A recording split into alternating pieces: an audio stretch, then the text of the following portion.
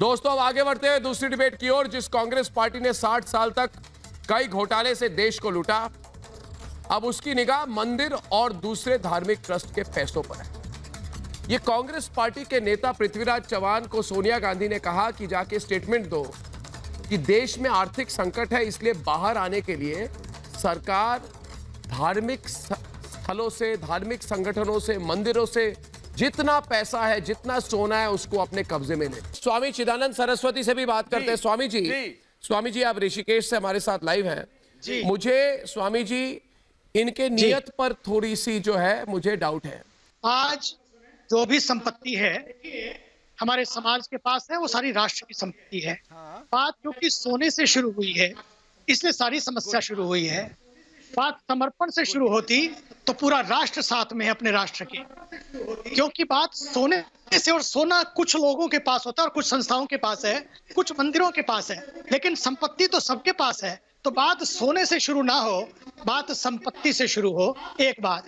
और आज मैं समझता हूँ राष्ट्र के हित के लिए जो भी है समाज के पास वो राष्ट्र के लिए है, और राष्ट्र यदि संकट में है तो पक्का मानिए वो मंदिरों कोई भी पीछे नहीं हटेगा, क्योंकि बात यहाँ पर नियत की आई है, इससे सारी समस्याएं खड़ी हुई हैं। आप पक्का मानिए आज भी ये राष्ट्र जब जब इस पर संकट आया है, हम लोगों ने, दधीची ऋषि ने अपना आश्रम, अपनी जमीन, अपनी संपत्ति ही नहीं अपनी हड्डियों का दान कर दिया। आप चिंता ना करिए, सोने की बात आप उठा रहे हैं, ये देश, ये मंदिर, ये संत सोना ही नहीं स्वयं को भी समर्पित कर देंगे। और जब तक बात, अब देखिए केवल हम ही नहीं, चाहे सिख समुदाय हो, गुरु गोविंद सिंह जी ने अब चारों बच्चों का, अपने माता पिता का, पूरे परिवार का बलिदान कर दिया। आप तो सोने की बात कर रहे हैं। सच, लंगर को देखिए, लंगर खुले हैं, सबके लिए खुले हैं, अक्षय पात्र खुला है, सबके लिए खुला है। सारी संस्थाएं समाज की लाखों लोगों को आज भोजन करा रही हैं, सबके लिए हैं, कोई भेदभाव नहीं है, क्योंकि हम मानते हैं हम सबकी हैं, सब हमारे हैं, हम एक परिवार हैं, वसुधैव कुटुंबकम है। दूसरी बात, मुझे लगता है कि आज ये जो मुद्दा उठा है, इस मुद्दे पर चर्चा करने की आवश्यकता है।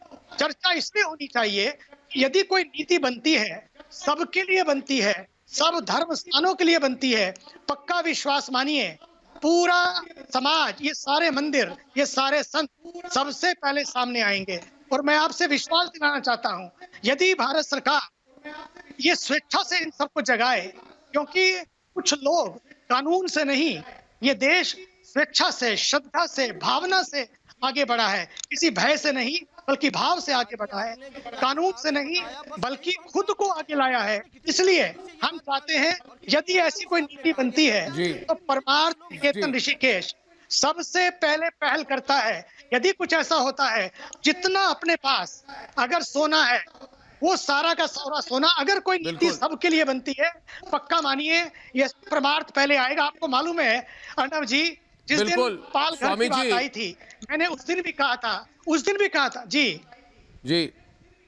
मैंने कहा था कि उन दोनों बच्चे, वो ड्राइवर की पत्नी, उन सब के लिए परमार्थ उनको गोद लेगा। आपको याद होगा।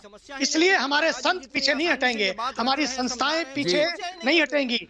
देश के लिए हम खुद को समर्पित कर देंगे, जो स्वामी चिदानंद सरस्वती ने कहा, लेकिन धर्म के नाम पर सियासत हम नहीं होने देंगे।